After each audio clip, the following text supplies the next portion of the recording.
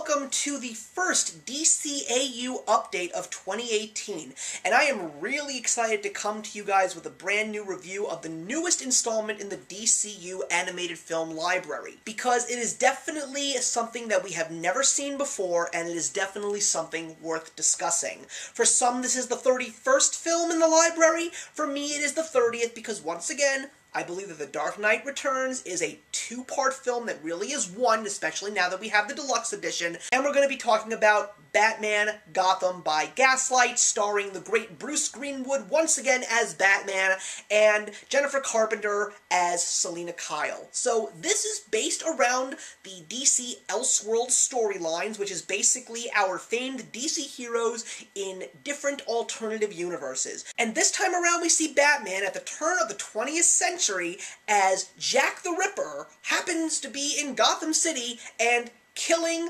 women in the alleyways. And of course, Batman is the one who decides to take on the case, because the police don't seem to really be answering the call, and he is going to try and figure out who this butcher is and who is killing all these women, with a little bit of help from some very unlikely allies. So I've got to tell you, this is such a great idea. I mean, I would definitely have imagined a character like Batman being in a setting like this. I loved the fact that Gotham was put into this era where it was still before the times of technology and cars and all of this stuff, and we were now in the time of handsome cabs and dark brick alleyways and saloons. It was definitely an interesting setting, and the animation was absolutely beautiful. I loved the overall look and feel of this film, because it didn't feel like I was watching a Batman film. More so, it made me feel like I was watching like something out of Sherlock Holmes. I loved the design of Batman's costume, with the trench coat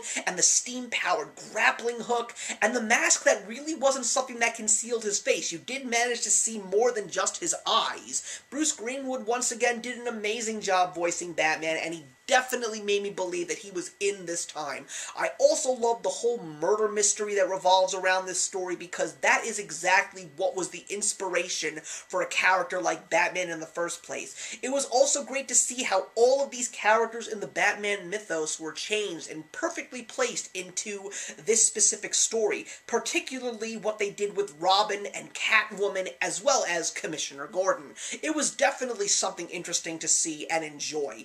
It also was surprisingly dark. I mean, this is another rated R DC film. This is something that we're tending to see a lot more of ever since Batman the Killing Joke, and they've definitely learned their lessons in regards to that film, and they're giving us some really great, true to the comic book and fandom stories, which I am so happy about, because after a little bit of a slump that we've had over the past couple of years, stories like Batman Gotham by Gaslight really do pick it up and really let us know that we are not done. We still have so many more amazing stories to tell, and it looks like in the next couple of months in 2018 we're gonna be getting some great stuff, especially considering the fact that we are now in the 80th anniversary year of the Man of Steel himself. We're going to be getting a two-part Superman film, even though we've already gotten the very first film, which was a different take on the death of Superman, Superman Doomsday in 2007. Well, in 2018, we're going to be getting a two-parter of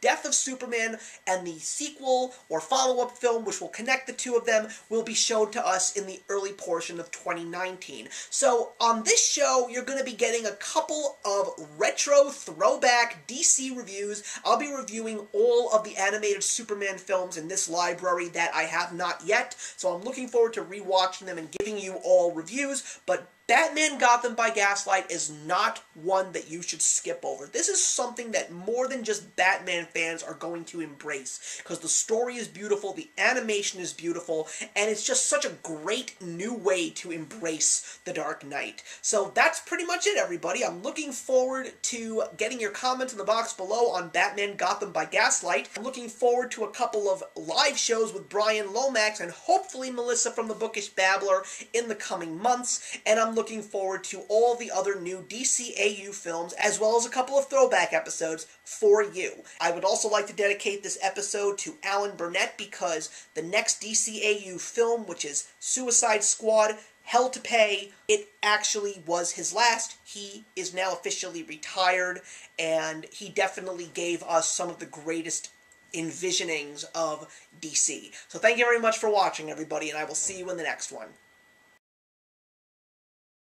Hey, thank you so much for stopping by my channel today. If you're new here and want to see more of what my channel has to offer, please click on the link to my last video, or hit that subscribe button to be kept up to date with all of my uploads. Content of all sorts is posted here quite often, so trust me, you do not want to fall behind. I will see you in the comments, and actions speak louder than words.